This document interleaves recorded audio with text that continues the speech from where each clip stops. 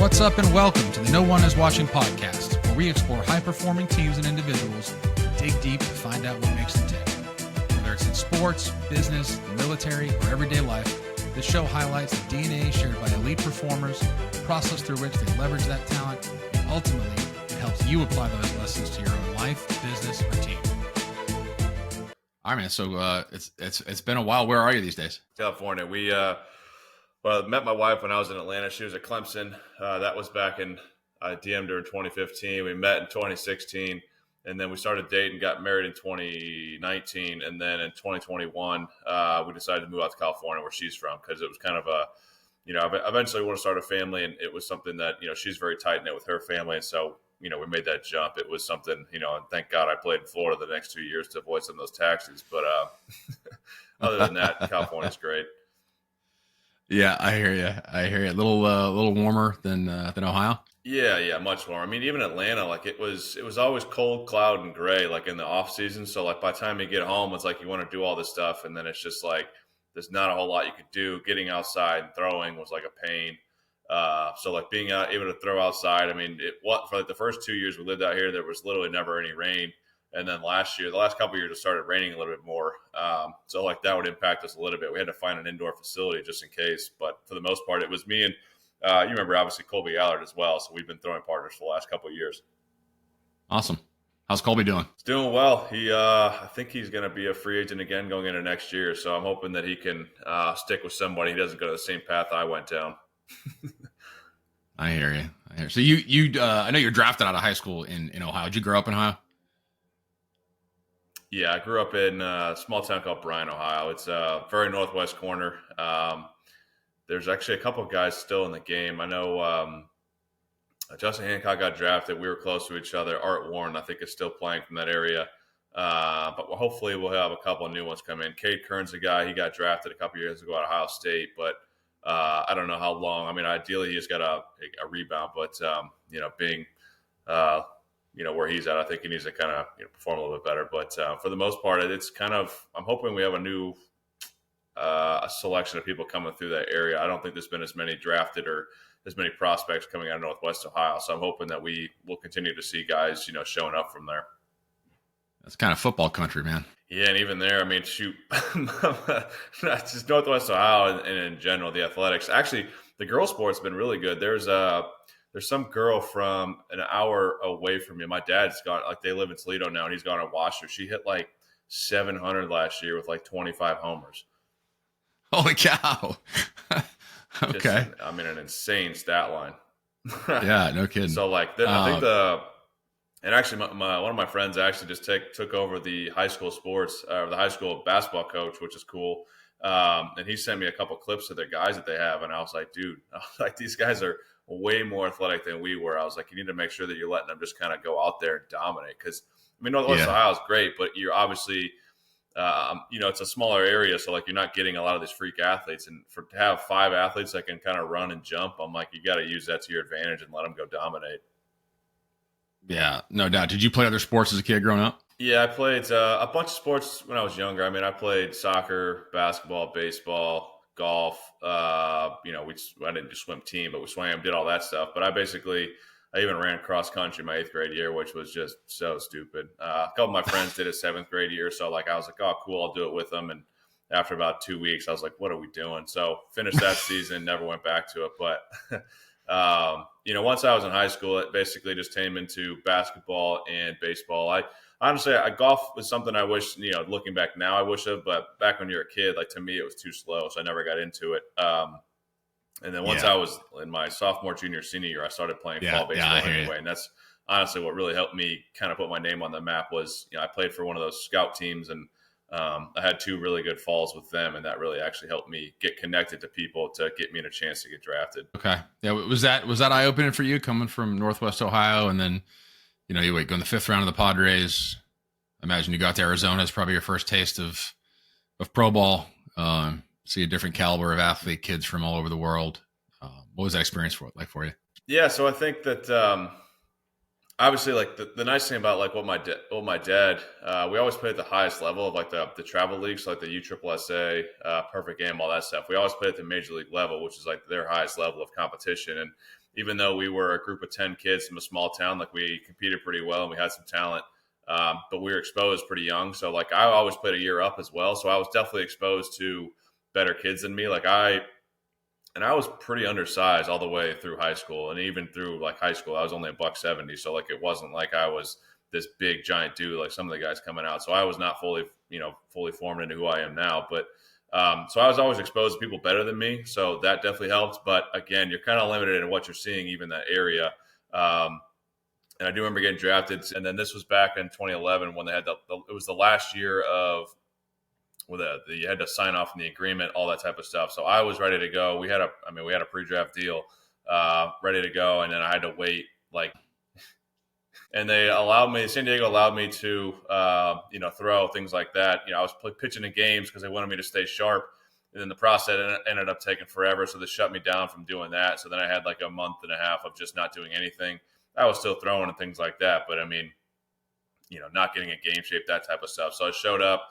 So did you obviously had a good relationship, I imagine, with the area scout from San Diego? Yeah. Right? He ended up getting, so it was, Connor, he ended up getting oh my God, not hired, but promoted because of that draft. Because obviously that 2011 draft for San Diego was pretty impressive. We had 17 or 18 guys make it to the big leagues, and we still have probably 8 or 9 that are still playing. That are there's probably still 4 or 5 from that class in the big leagues right now. So there was no superstars, but there was obviously a lot of good players out of that draft. And so when I got there in late August or early August, I had to kind of restart, took a whole thing. And then my first outing went horribly wrong. Didn't even get an out. And then it was the first time I'd ever really done relieving. So I basically started warming up 2 innings before I needed to.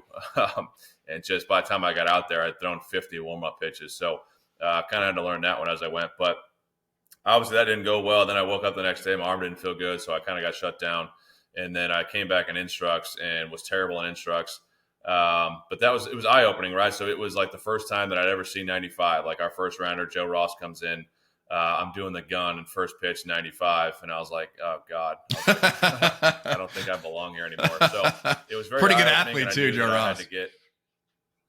So it's like we had him, Hedges coming in. So there was a lot of big prospects coming in. We had a bunch of first round supplemental draft guys. So all those guys came in. That's when I really realized oh crap, I was, drafted a little bit later out of high school. This is not entirely what you kind of expect. So, I already had the plan to do this. This is one of the things we had talked about between my family and the San Diego, that I was going to move out to Arizona and train at the facility. Because I'd never had real guidance, right? There's not a bunch of, weightlifting people in Northwest Ohio that are specific to this. There's not these giant tread. There's no drive line or tread or anything like that close. So everything that I did was kind of just, working on my own and just kind of doing what I could. So I went out there, got under theirs supervision. I worked out there. I stayed out there all but during the holidays. I put on probably 15 pounds, and then I showed up the next spring and I was sitting, 92, 95. And I can guarantee, as soon as they saw me in instructs and in my first outing, they probably wrote me off pretty quick. And then I came into spring training. I think that they appreciated that I stayed out there and worked, and then they saw the improvements. And then I think going in, I probably was going to be an extended guy, and I came out and was throwing the ball extremely well. Like I said, I was, sitting 92, 95, which was a 4 or 5 mile an hour jump from where I was in high school. So it was a big jump for me, just putting in that work. They saw it and they took a chance on me, sent me to Fort Wayne as the 5th starter. And then I had about a month that was okay. And then I really kind of took off from there.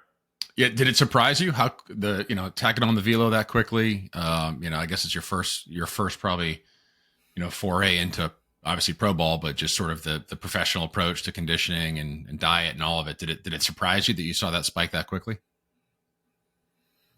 Yeah. I mean, it was just kind of, you just had to kind of get into it. That was the nice thing about, coming out of high school is and that was the one thing too, there's a lot of guys, I think a lot of people that fail coming out of high school, and they're better at it now, right? I think this stuff is taught at such a young age, and these guys' mechanics are so clean now. They come out and they're so big.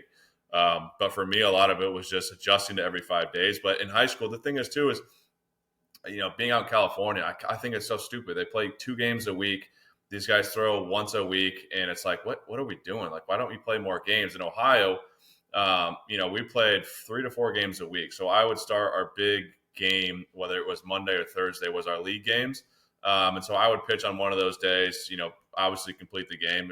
I didn't go, I had one game that I threw like 130 pitches that I probably shouldn't have, but whatever, I was in high school. But like I usually was very efficient. So most games were somewhere around 80 to 100 pitches. And then on the weekend, I would throw like 3 or 4 more innings. So I was used to throwing a little bit more consistently than some of these kids coming out of Florida, things like that. And also, I will say I was not – I don't consider myself mature, but I know how to handle when it comes down to being serious, and I knew that this is a chance. And so I was not – I mean, I was also underage anyway, but I wasn't a drinker. I didn't do any of that stuff. So I was able to kind of keep my body in shape, doing the right things. I had to learn that we had a really, really good pitching coach. My first pitching coach is Willie Blair. I give him a lot of credit for helping me kind of get into this. And I also really appreciated the strength coach that I have. His name was Cliff, and he was awesome. And so I started working with him. I asked him a lot of questions, work with them, the trainers and the coaches. So I relied on a lot of people because I didn't know what I was doing. And so obviously San Diego had some really good people for us, and that was a big jump for me of just learning that stuff, getting used to getting treatment.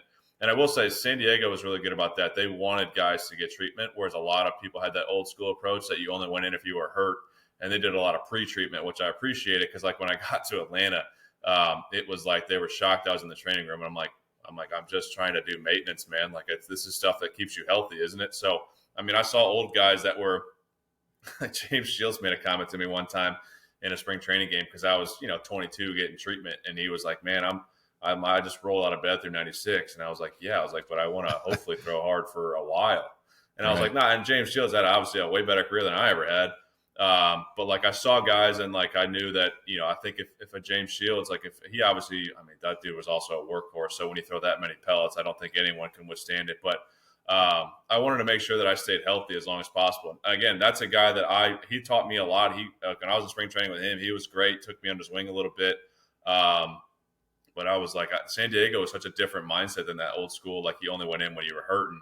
And I wanted to throw as many innings as that guy did, right? Look at the career Jake had.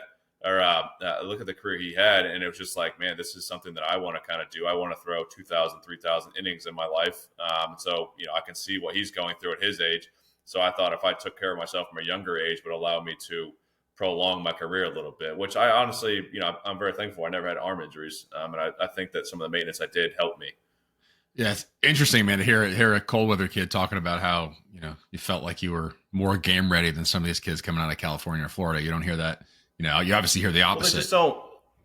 Yeah, they throw. So I think they throw once a week, right? You throw on a Tuesday and that's it. You throw your 110. It's just like coming out of college. Like how many guys come out of college? I mean, they come out of college and they throw all this. They throw once a week. They blow it out. But then, but in today's game, shoot, you only throw once out of 6 days, right? Like back, coming at. I don't think kids. I think I'm worried about. It's so much different now with the 6 games a week thing, right? Pro ball, like if you couldn't handle the minor leagues, like you weren't getting the big leagues, it used to be honestly harder, not from the standpoint of stress and that type of stuff. And I realized that real quick, but the minor leagues, you would have 8 off days a year and you were throwing every 5th day. So like, it didn't matter. Your routine was the same. You pitched every 5th day. So you had to like kind of work into that routine. And nowadays, the minor league guys, they throw once a week, maybe twice a week, but they're usually never throwing past 6 days. And so like now when you get to the big leagues, like you don't understand what it's like to throw on 5 days, like, cause you never do it anymore. And then, nowadays, how many off days, like for me, even my first year in the big leagues, like it was pretty much me throwing every 5th day. Obviously we had a few off days here and there, but it's just so crazy to me in the last decade, how much they changed. And that's where a guy like James Shields is like, that guy was a dog because he took the ball every 5th day. You look at Kershaw used to make 34, 35 starts in a year, because he would like move up a day and only throw on 5 days. So like those are the guys that I wanted to be like, and like take the ball every 5th day. And obviously I'm not, obviously there's plenty of good starting pitching, but it is a lot different now. How many off days, especially in the minor leagues, I worry about that stuff kind of coming in. And that's where some of the lack of starting pitching is coming from, is because it's just such a different game now. You used to have to really, grow up fast in the minor leagues. Yeah. You go back and look, you don't have to go back that far, right? But you just go back to, it's 5 years. Sandy Koufax, right? And horrible. You just look at what some of these guys did over a full season, innings and the games they throw, and you're like, how is that even humanly possible? And obviously, a lot's changed. Right? The structure of the game has changed. players are way bigger, faster, stronger, on average. Guys are throwing it a lot harder. Yeah. It's much more of a business, right? How was your, how'd your body hold up after your first year of pro ball? I mean, that's the piece that I don't think people can really appreciate is obviously it's the innings and the reps and things like that, but it's a grind just surviving. Yeah. Full season. Yeah, 100%. And that's what thing is, like back then it was like you didn't have these off days. I'm telling nowadays, like it's honestly every Monday's off. Like your travel's very easy, so like it's not really that difficult to like last the whole season. But like when I first got in there, obviously you're throwing once every 5 days. In San Diego, they had a pretty strict innings limit for us. And towards the end of that year, my arm slot dropped a little bit. I started to get a little bit of not like elbow pain or anything like that, just a little bit of tightness. And so we kind of backed off a little bit. I still didn't miss any starts that year. I mean, that was the thing. I just got a little bit fatigued, right? First time I'd ever done it consistently. Because, in high school, it was like you would play, like we would start in March, late March, so like already a little bit behind. And obviously, you don't have spring training either. Like I'm throwing bullpens, but there's no spring training. So that's extra innings on top of what you're doing. So there's probably, in total that year, I probably threw 145 innings with spring training in the season. And that was probably a 40 to 50 inning jump from what I usually probably threw 90 some, I would guess, in a year. But there's obviously not the same stress of pitching in pro ball. But I felt like I handled it pretty well. They did a pretty good job of minimizing me. I mean, for a while, I would get pissed because I had games where I'm like, I'm 55 pitches in through 5 innings and they're pulling me. And I'm like, I got 40 pitches left. Like, let me go. I'm dominating right now. And you just get held back. But by the end of the season, I could understand it because I did start to, and that was how my first September was. It was like, oh man, like my legs just started leaving me in September, the first time you make that jump too. Mm-hmm. Yeah. So, I mean, you kind of got, I guess a rough introduction to pro ball. Like you talked about just performance, then health, and kind of shut down. Oh, and then terrible. And then you kind of hit the accelerator though pretty quickly. I mean, you got there pretty quick. You moved through the minor leagues pretty quick. You kind of were right on the doorsteps when you and I crossed paths, right? You were kind of right on the cusp of the big leagues when we acquired you. You got up there at a young age. You kind of, I know you surprised some people. I don't know if you surprised yourself, but cold weather kid who didn't have, the big physical major league arsenal, like coming out of high school or you weren't a college kid, obviously. You got there pretty quick. Yeah, I felt like I feel like that was a testament more so to just kind of what my game plan going into it, right? My dad, I'll give my parents credit in terms of that. Like we had a plan to like get out to Arizona and make the jump and like get used to living on my own. It was the first time I did. And not that my parents did everything for me. I wasn't spoon fed, but obviously this, learning how to pay rent and pay bills and that type of stuff comes with being an adult. And so I did that very early on so I could handle myself that first season. It wasn't a shock to me doing all that stuff, getting it set up and just taking care of myself. But then I also give my coaches a lot of credit. Willie Blair taught me my slider, and thank God, because that basically survived my career.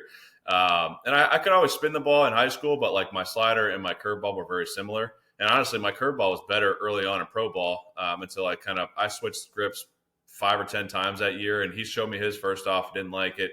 And then when I came back to it, it kind of started clicking.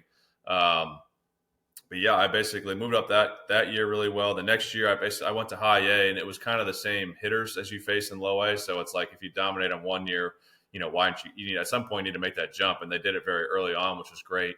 And then I got to double A. I had some, honestly, the one thing I look back on is I wish that they would have forced me because I basically got away with a 4-seam and a slider. I mean, I dominated right-handed hitters just doing that in the minors. And I wish that I would have done a little bit more in terms of like being forced to throw into righties more and to lefties. I did not have my splits against righties and lefties is pretty bad. So that was something, I needed to, I wish I learned it at a later age, how to throw sliders to lefties, obviously, being what I do, but that was something I wish early on I would have had a little bit better success on that. I could not throw a changeup for the life of me. This is before all the stuff now with,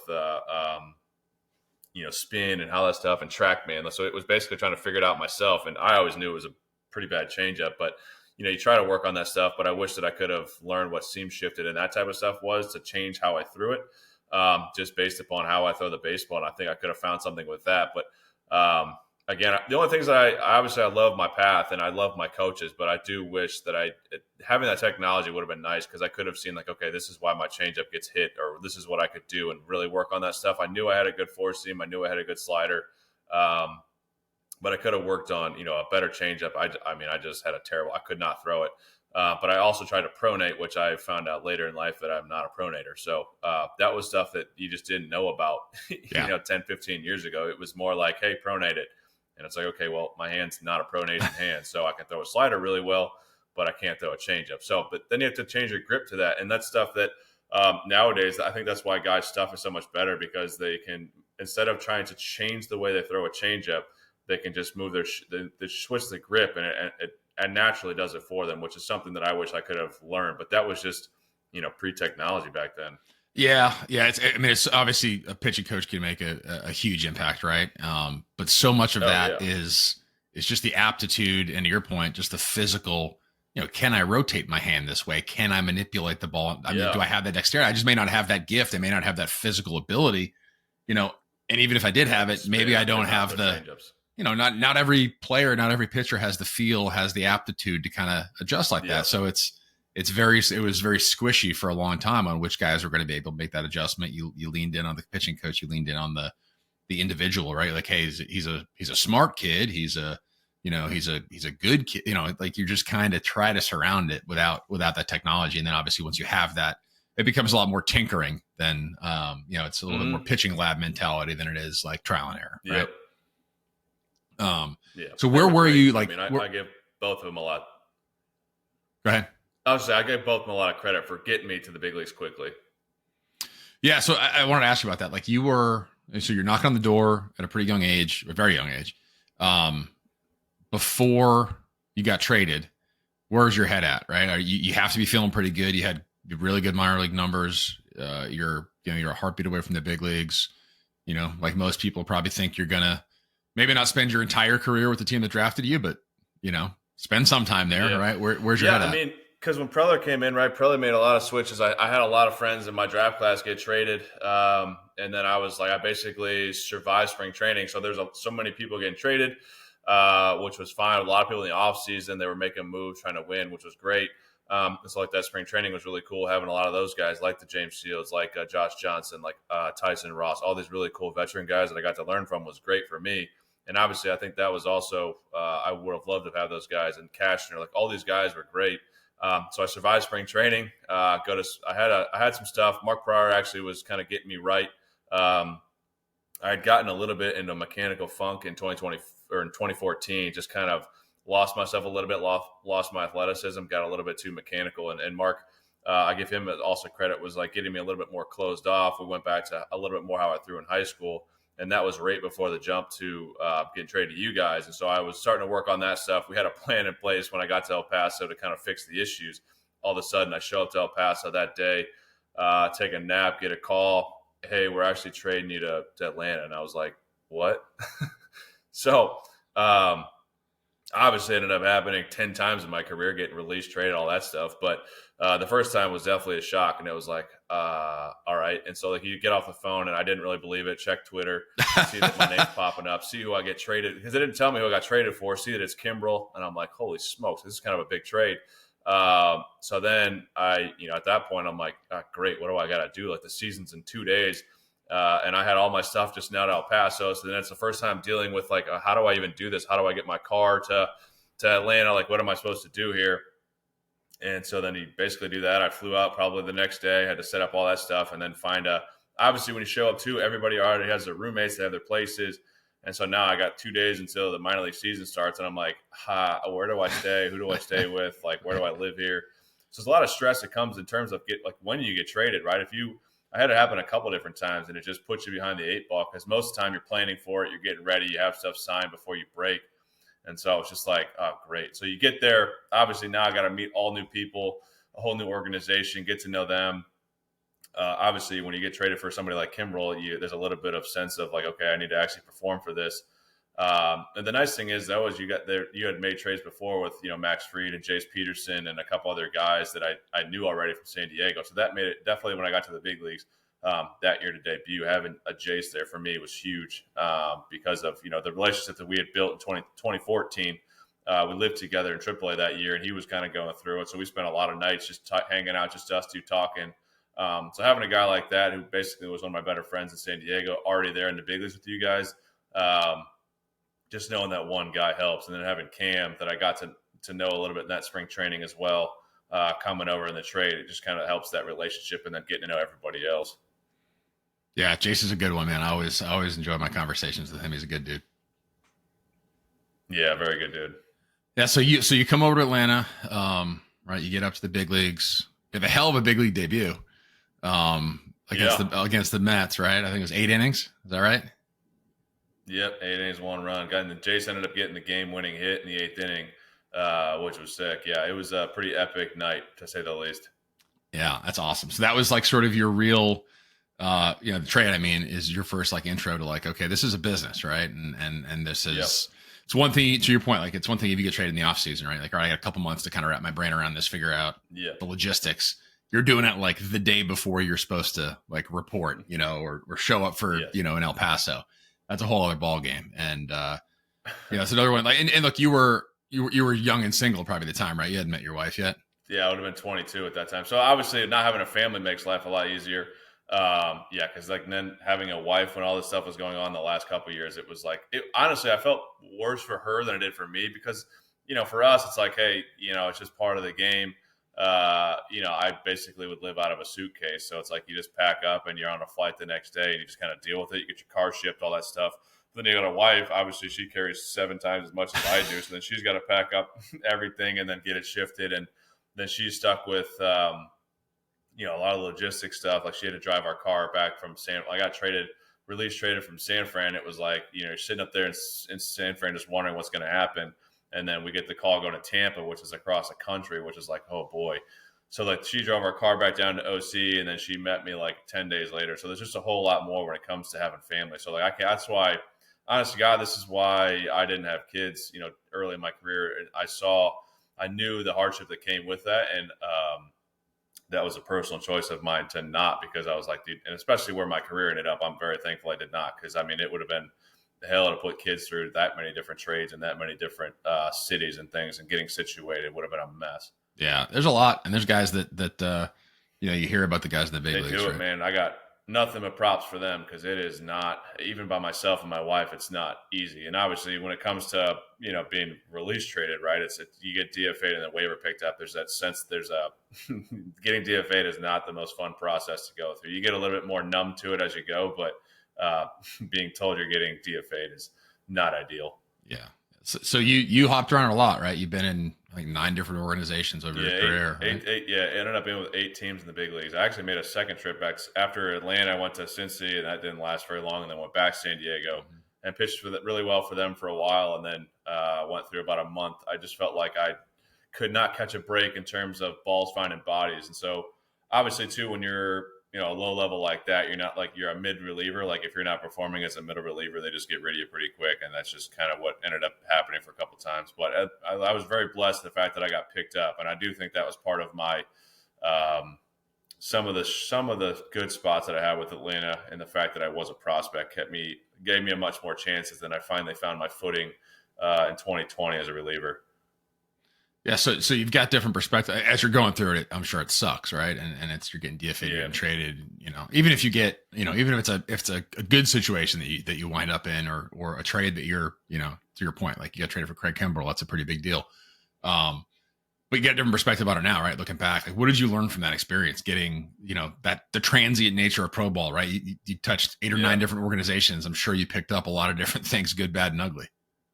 Yeah, I mean, it's cool. You get to see, like, I was able to – I played in every single division, which is kind of cool. I don't think many guys can say that they did that. So I was played in literally all 6 divisions, and I got to see which ones I liked more. I mean, how many cities that my wife and I lived in together from the AAA to the big league side. Like, we got to see a lot of cool areas, travel a lot.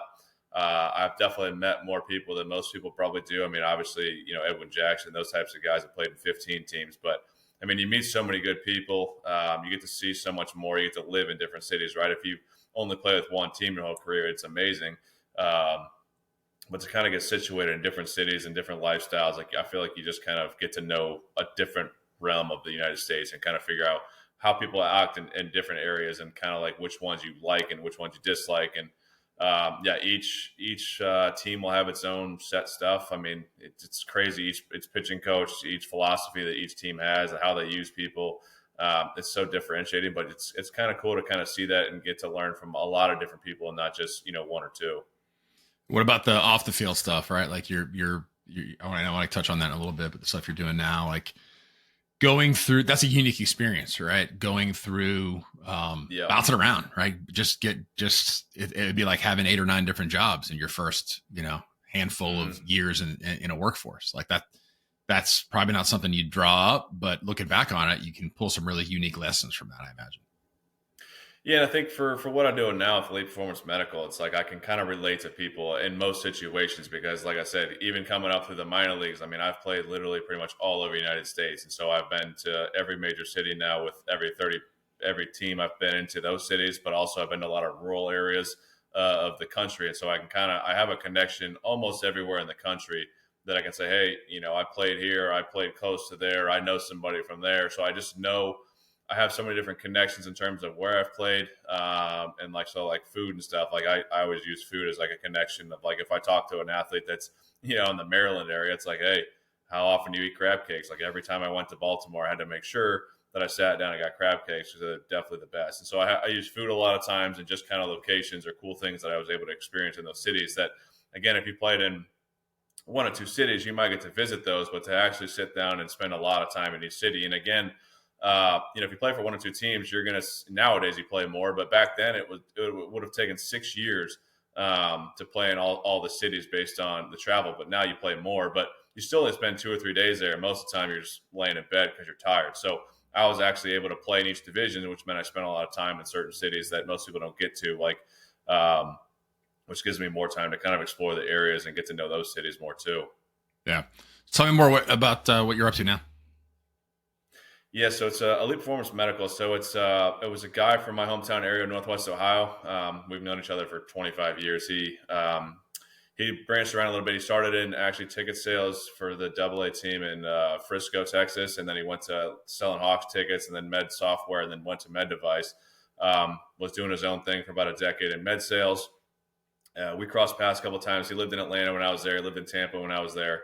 And then when I was teetering on retirement this year, I was kind of sitting there like, God, great. Like I thought for sure I'd be playing this year. Like I felt really good. I made the investment in Driveline. And I knew that, I couldn't walk away without giving it one more shot doing that. And I finally had some stuff click back into place. Like I felt like this was the best that I'd been in a long time, mechanically and physically, and just the way my slider was moving. So it was very frustrating in like January, not getting anything.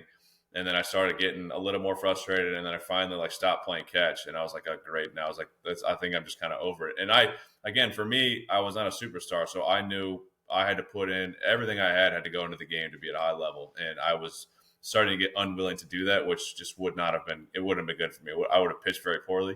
And so I asked him, I was like, hey, I know you've done med device for a long time. Like, I don't have a college degree, but I want to get into this. Is there a way in? And so we kind of talked about that stuff. He pitched me the idea, which I thought was pretty awesome. We're basically taking athletes. We built the course and everything like that. It was a pipe dream in February, but he was like, we want to take transitioning athletes and get them jobs in the cities that they're from, because, guys like me or other people, it's like they want to get in med sales, but sometimes it's hard to get into. They don't have connections. They don't have experience, even if they're applying for an entry-level position. And a lot of athletes, they lose themselves in their identity in sports. And I do appreciate some of my teammates early on helped me to not, because like when I was struggling with the Braves, it was more of a mental struggle than physical. I had the physical gifts, but I was not mentally strong enough at that age. And it took me a long time to figure it out. But they helped me at least separate the fact that if I had a bad couple of games, like I myself was not a failure. I just failed at my job. And that helped me separate myself. But a lot of athletes that can't do that. And so when they lose that identity in sports, they don't have anything outside. They don't know who they are. They don't know what their passions lie. And so med sales is a cool industry that kind of gives them that purpose back. You get to help out surgeons, selling to high level people. You get to be in operating rooms, assisting in surgery in any way you can in terms of like getting them the proper tools and making sure that everything goes smoothly. Obviously, you're not doing cutting, things like that, but it's a really cool, purposeful thing. You're out and about, you're interacting with high level people. Like you can make a lot of money in the industry. So it's something I wanted to kind of do. And so he pitched me the idea of doing this, where you basically take an athlete, you bring them in, they take an online course with us, and then we facilitate placement for them. in the area that they want to live, right? Because, as long as you live in like a major metropolitan area where there's hospitals, you couldn't do it in Bryan, Ohio, because there's one hospital and they don't even do surgery there, I don't think. So, but getting them as close as possible. And that was something I thought was really cool because it still keeps me around athletes. I get to interact with people that I enjoy. And it was kind of a pipe dream back then, and it kind of slowly started to build. We started to formulate, get a little more people. We ended up getting an inaugural class together. We did that. We did an orientation event in June, got them into the course. They did the recordings with us. 6 weeks later, we graduated them. Not everybody graduated because, again, it was the inaugural class. We knew it was going to take a little bit of a risk. And then, obviously the whole time we're sitting there like, okay, how is this going to work? Are we going to be able to do anything? Are we going to get any steam?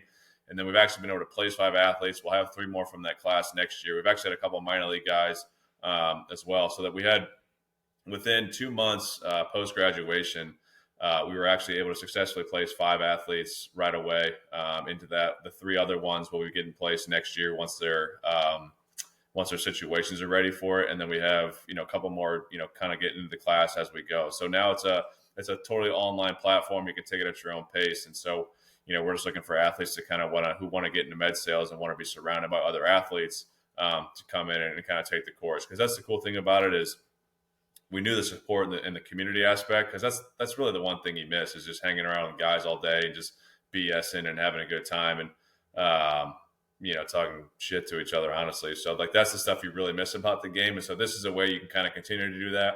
And then you're also learning from, we know how important it is to have those veterans around you to kind of learn from, the ones that have been through it already. And that's the thing we want to have is as the athletes get through it, they can turn around and help the next generation that are going to do the same thing they are.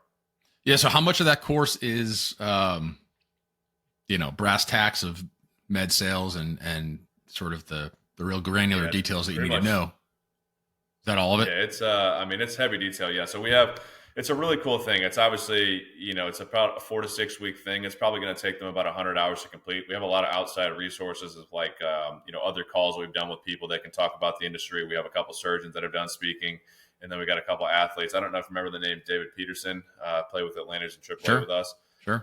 He's been in Stryker for a couple of years. So I interviewed him and he kind of gave some insights into that as well. So we took a lot of people, and we're providing not just Telly's information, but a lot of people's to kind of help them gain the knowledge of the industry. And then also, we're number one, we're getting them jobs in the industry, but we're preparing them for the industry to like real world stuff. This is not like a sugar coated thing. Like there's a lot of good and bad to the industry. There's a lot of slimy stuff that happens, and we're trying to give them a way to navigate all of that, and then actually, have a plan of attack. Because basically what I equated to was like, imagine show up to spring training, right?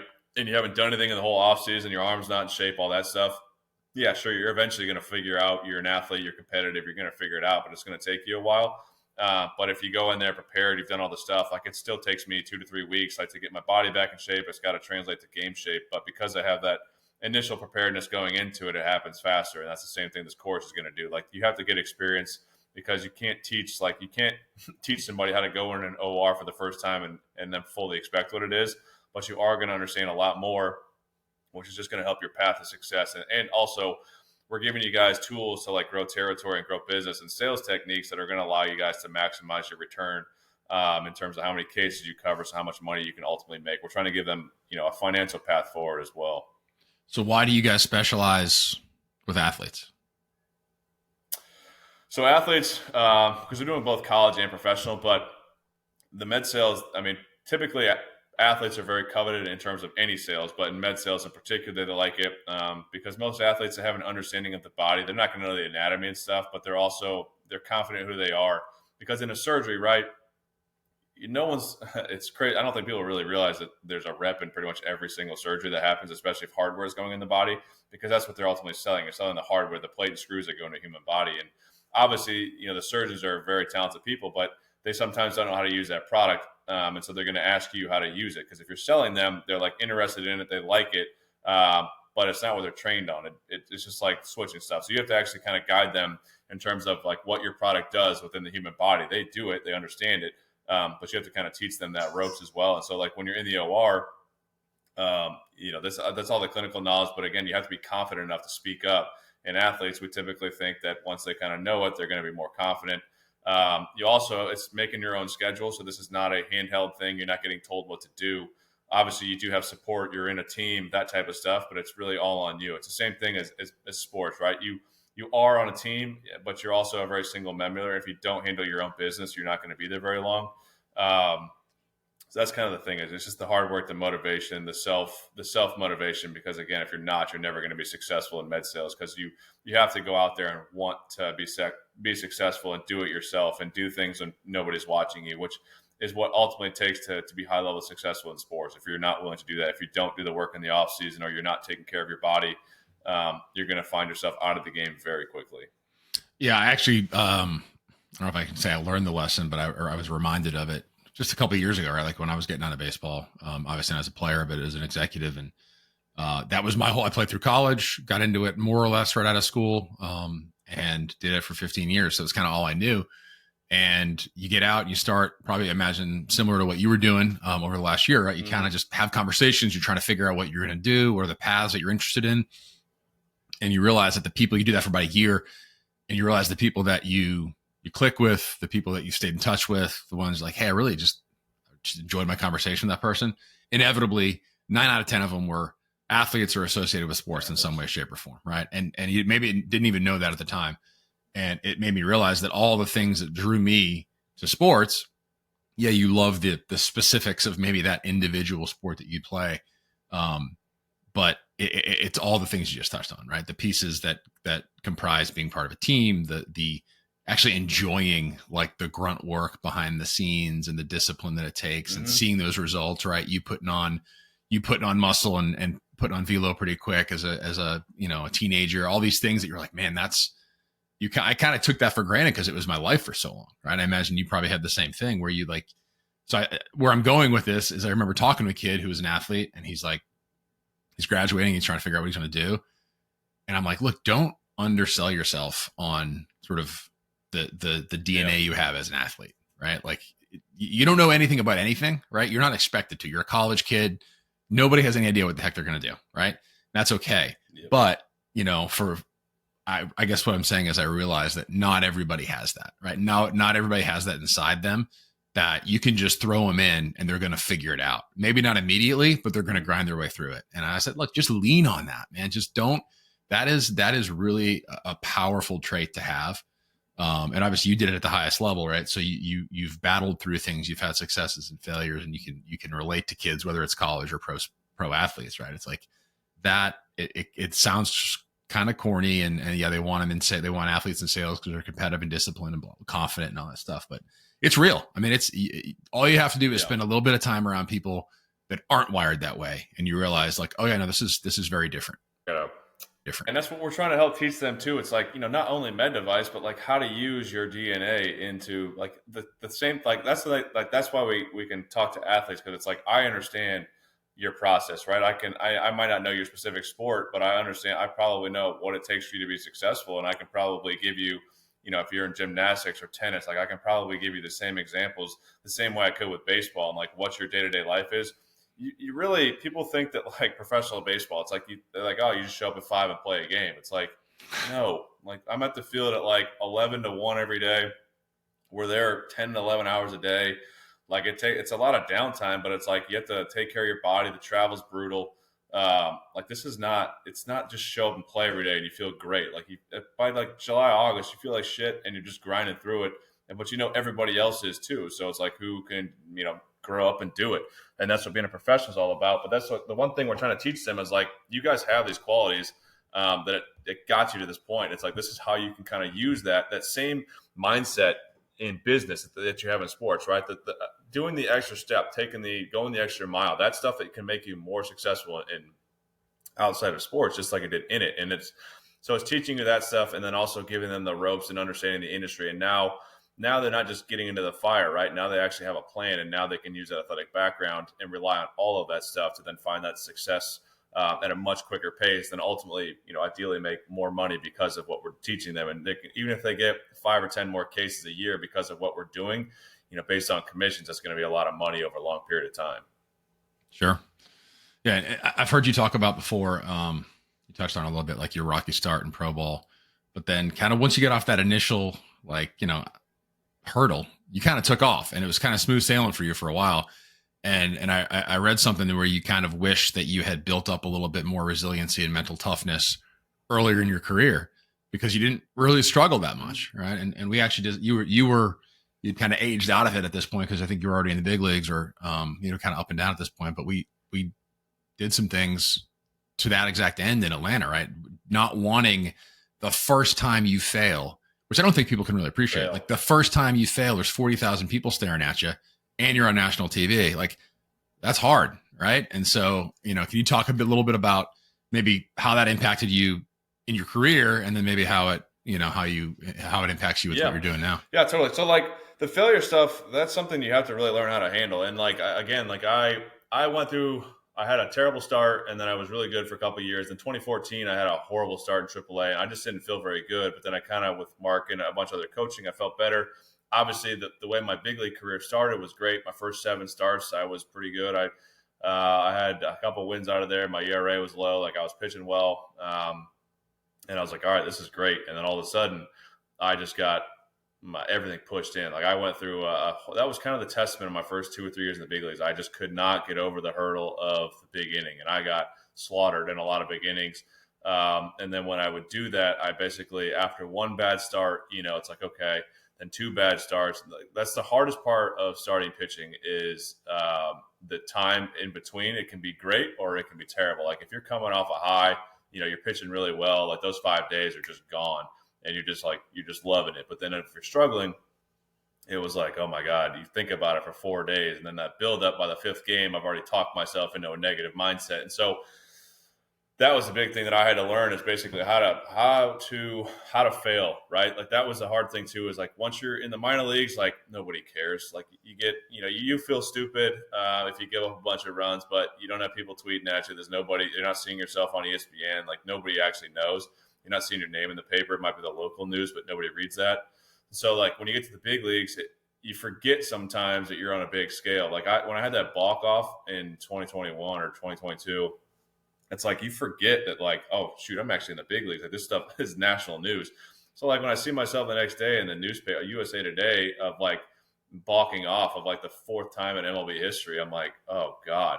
I'm like, you forget sometimes that you're on that stage, because you sometimes just get lost in it. But it's like that was the tough part for me. It was like failing on a big stage. Like when you're failing in front of people, and I ended up getting off Twitter, your Instagram. People started Venmoing, requesting you at some point. So like that's like with the gambling stuff now, I think that's honestly gotten out of hand. Because athletes, like they people get more pissed about you cost them money than you cost the team the game. A lot of it comes nowadays about the money aspect, and that's the one thing I do fear. Like think about, I couldn't imagine playing football with fantasy owners. Like that stuff would be so annoying if you underperform. So like they don't even care about how you play. It's just, hey, you affected my bet, or you affected my all that stuff. But it's something that definitely helped me as I got older. I learned how to kind of handle it, separate it. I still went through some times, like I had to, I still went through some dark times. In 2020, my mom had some health issues, and I honestly, and I wrote a piece on this on, on LinkedIn too. It's like I started fearing success, because when you're pitching at a high level, people expect you to do that. And then that stress creeps in too. It's like, okay, I can't screw up now because everyone expects me to be better. And so you have both sides of it. And obviously I lived through both, but when I got really good was when I just stopped caring about anything but like, did I, every single day I realized how important catch was, making sure that I felt ready to go every day. And that was like the mindset, was just like not just survive the day, but kind of thrive every day, right? Do the things I needed to do every single day to make sure that I was prepared for the game that night.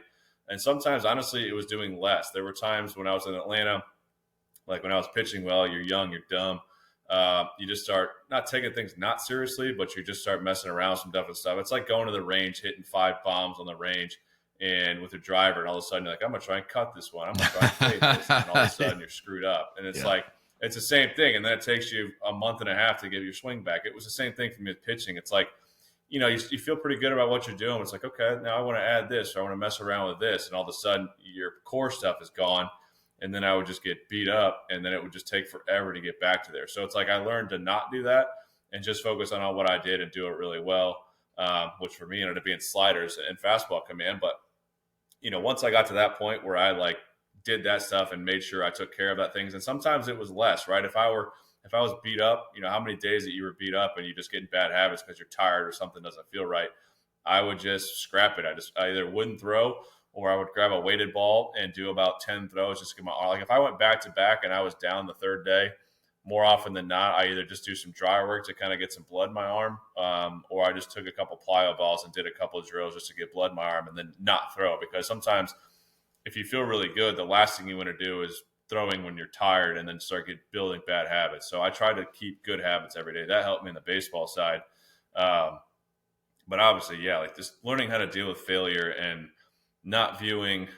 David Goggins' books helped me a lot too. And I wrote about this stuff. It's like getting over the mindset that you're actually failing, but you're just attempting. Like you're getting better. As long as you're attempting, you're learning. The only real failure is to be too scared to try it. Like again, the whole man in the arena, this is all stuff I've been posting about. It's like it's pretty easy to sit back and talk, you know, crap on somebody if you're not actually out there. Like if you don't understand what it's like to put that on the line, and like pitch in front of a 5, 10,000, 20,000, 30,000, 40,000 people, whatever it ends up being on national TV.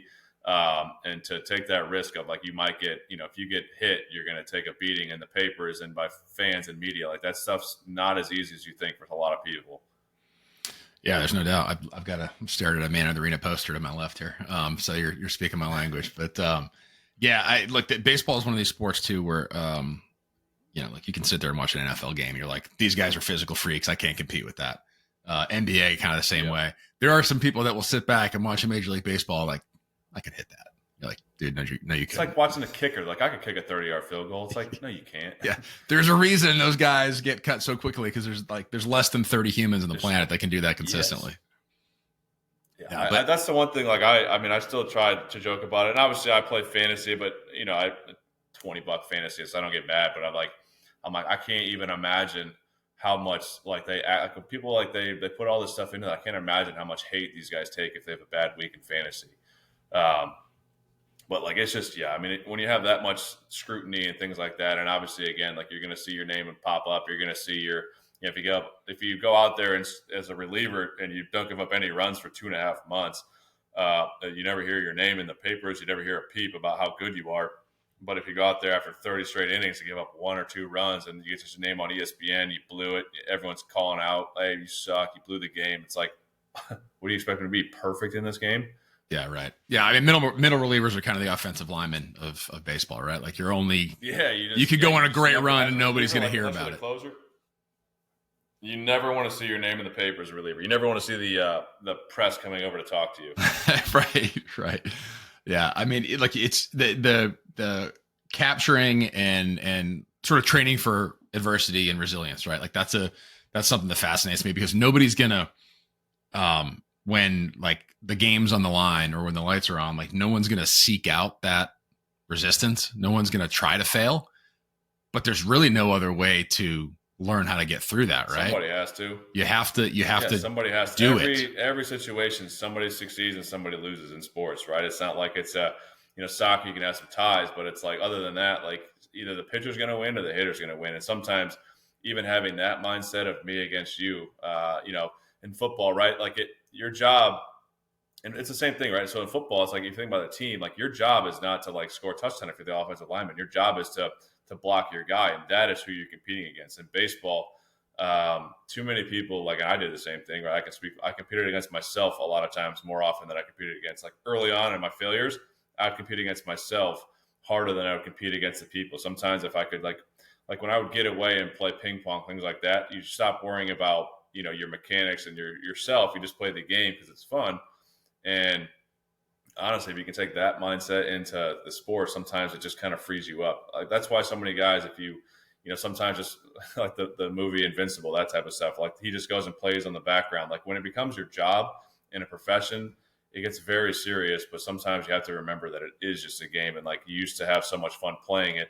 And if you can enjoy what you're doing, I think helps a lot. And it takes some of that stress away that, it is just you versus him. And sometimes just when you're in those mindsets and you're nervous, you're scared, you're doubting, like you just try to do your best to think about just competing against your boys in the backyard. And you want to be the one that comes out on top. Yeah, we've all been around those people, right? Like it can come across as, whether it's, athletes or in business, it come across as cavalier, or sometimes even cocky. Literally, she said, I actually, my wife told me that I had friends out here that didn't want to golf with me because I took it too serious. And I'm like, it's like my only escape now to do that. I'm like, I get it. Yeah. I was like, but it's like and I'm not like an unbelievable golfer, but I know what I'm capable of. And if I don't play to that standard, I just hold myself to a very high standard.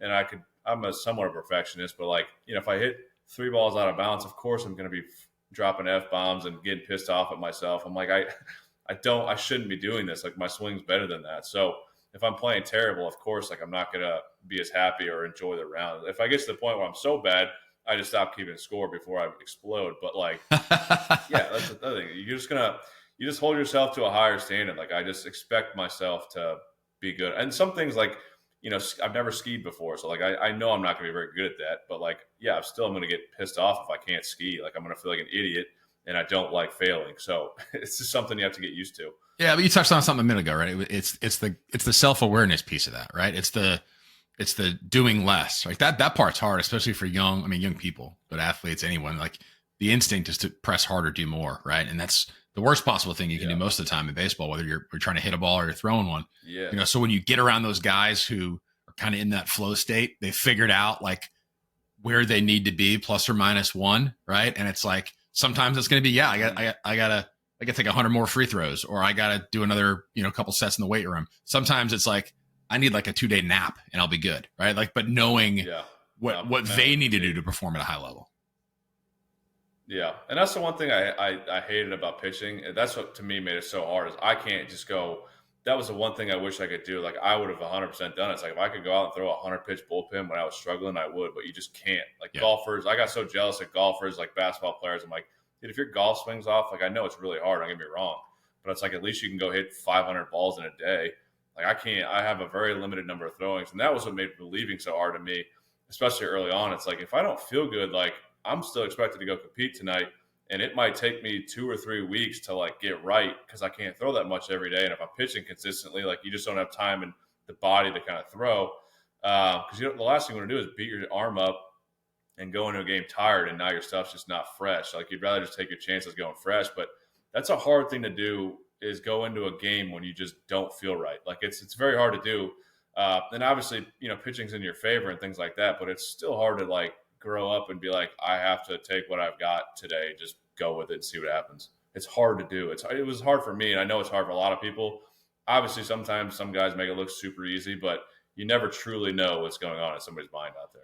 Yeah, there's not too many that it's actually easy, right? Like, the ones that look, the ones that make it look easy are usually, it's what is it, like the ducks? They're swimming like crazy underneath the water. But yeah, man, it's well, look, that's I think that's a good place to leave off. I mean, that kind of lesson that you take away from being an athlete, obviously, is going to serve you well in this new venture with Elite Performance Medical. Knowing when you got to step on the gas and when you got to kind of back off, right? I mean, you can, even in sales, right? You're like, all right, am I gonna come on too hard with this guy? Should I back off, or do I press and try to seal the deal? Like, all that comes with. There's really, I mean, some guys I guess are just natural salesmen, but most of us probably need some reps to get to that point, right? So it's this very similar mentality. Yeah, and especially trying to, obviously what we're trying to sell is just, it's different than most. It's not, I'm selling a product, but it's just like a different thing. Like, we're trying to sell the value of the course, and the fact that we are going to get you jobs, and trying to get them to not view us just as a glorified recruiter, because technically it's what we do. But obviously we provide just much more than that. And obviously the biggest thing too is we can be there for mentally, because how hard it can be for some people to transition. We can be that support group to get you guys through that. And if you miss it, you have people around you that are literally going through the same thing you are. Yeah. Well, that tribe sort of environment is, exactly. It's hugely valuable. Particularly for athletes who are used to being in that kind of spot. But Matty, good to talk to you, man. I'm excited to see where you go with this new venture. I'll definitely be following, and appreciate you taking some time today. Yeah, I appreciate you having me on, man. Thanks for listening to this episode of the No One Is Watching podcast. If you haven't already, be sure to hit subscribe to be notified of future episodes. If you'd like to support the show, please take a second, leave a rating and review, or share it with your friends. If you're interested in similar content, you can check out my website at nooneiswatching.com, where you can subscribe to the newsletter, read my blog, or follow me on your social media platform of choice. Look, your time is valuable, so thank you for lending me some.